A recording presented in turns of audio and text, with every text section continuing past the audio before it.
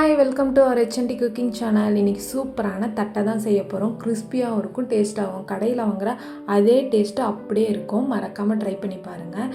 இப்போ இந்த தட்டை எப்படி செய்யலான்னு பார்த்துடலாமா? வாங்க வீடியோக்குள்ளே போகலாம். அதுக்கு ஃபஸ்ட்டு நான் இன்றைக்கி 1 கிலோ பச்சரிசி மாவு கடையில் வாங்கி வச்சுருக்கேன். அடுத்தது 100 கிராம் உளுந்து நல்லா கோல்டன் கலராக வறுத்து பவுட்ரு பண்ணி வச்சுருக்கேன். அடுத்தது 100 கிராம் அன்சால்ட்டட் பட்டர் எடுத்திருக்கேன். ஃப்ரிட்ஜில் இருந்துச்சுன்னா அது ஒரு 2 ஹவர்ஸ்க்கு முன்னாடியே எடுத்து வெளியே வச்சுருங்க. அடுத்தது ஒரு 10 வரமிளகா பவுட்ரு பண்ணி வச்சுருக்கேன், தண்ணி ஊற்றாமல். அடுத்தது 10 கிராம் சால்ட் எடுத்திருக்கேன். உங்களுக்கு சால்ட் இன்னும் அதிகம் வேணும்னா இன்னும் கொஞ்சம் சேர்த்துக்கலாம்.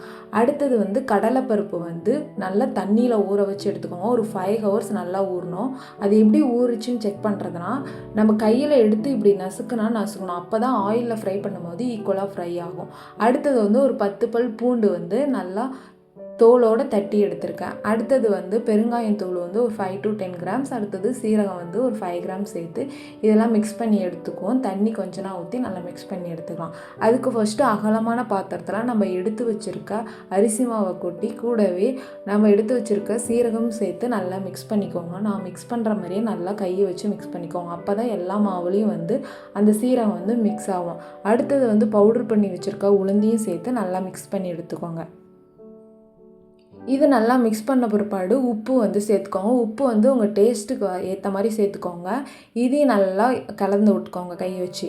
இது நல்லா கலந்த பிற்பாடு நம்ம வறுத்து பவுட்ரு பண்ணி வச்சுருக்க மிளகாயை இது கூடவே சேர்த்து நல்லா மிக்ஸ் பண்ணி எடுத்துக்கோங்க. அடுத்தது பெருங்காயத்தூள், இதையும் சேர்த்து இந்த மாதிரி ஒவ்வொரு பொருளாக தனியாக மிக்ஸ் பண்ணி எடுத்துக்கோங்க. இது நல்லா மிக்ஸ் பண்ண பிற்பாடு நம்ம ஊற வச்சுருக்க கடலைப்பருப்பையும் சேர்த்து மிக்ஸ் பண்ணிக்கலாம். உங்களுக்கு வேர்க்கடலை பிடிக்குன்னா அதையும் சேர்த்து நம்ம மிக்ஸ் பண்ணி எடுத்துக்கலாம். இது நல்லா மிக்ஸ் பண்ண பிற்பாடு நம்ம இடித்து வச்சுருக்க பூண்டையும் சேர்த்து நல்லா மிக்ஸ் பண்ணி எடுத்துக்கோங்க.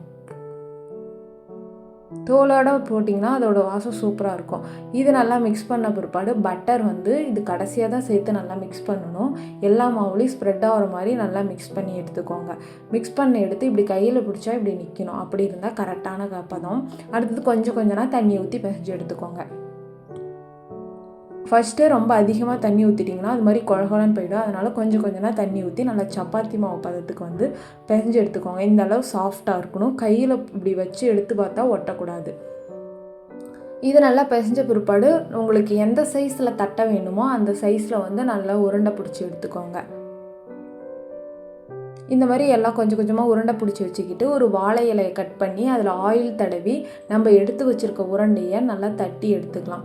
வாழை இலை இல்லைன்னா பட்டர் ஷீட் கூட யூஸ் பண்ணி நம்ம தட்டி எடுத்துக்கலாம். ரொம்ப மொத்தமும் இல்லாமல் ரொம்ப மெழுசாகவும் இல்லாமல் ஒரு மீடியம் சைஸில் நம்ம தட்டி எடுத்துக்கலாம். இந்த அளவுக்கு தட்டின பிற்பாடு சூடான ஆயிலில் நம்ம போட்டு எடுத்துப்போம்.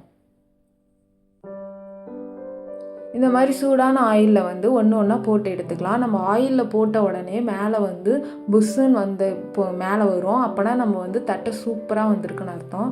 இந்த மாதிரி மேலே வரணும். அப்போ தான் நம்ம பர்ஃபெக்டாக மாவு பிசைஞ்சு தட்டையை போட்டிருக்குன்னு அர்த்தம். இந்த மாதிரி ஒன்று ஒன்றா போட்டு நம்ம கிண்டி விட்டுக்கலாம். உடனே கிண்டி விட வேணாம். போட்டு ஒரு 2 மினிட்ஸ் கழித்து இந்த மாதிரி குச்சி வச்சு திருப்பி விடுங்க எல்லா தட்டையும்.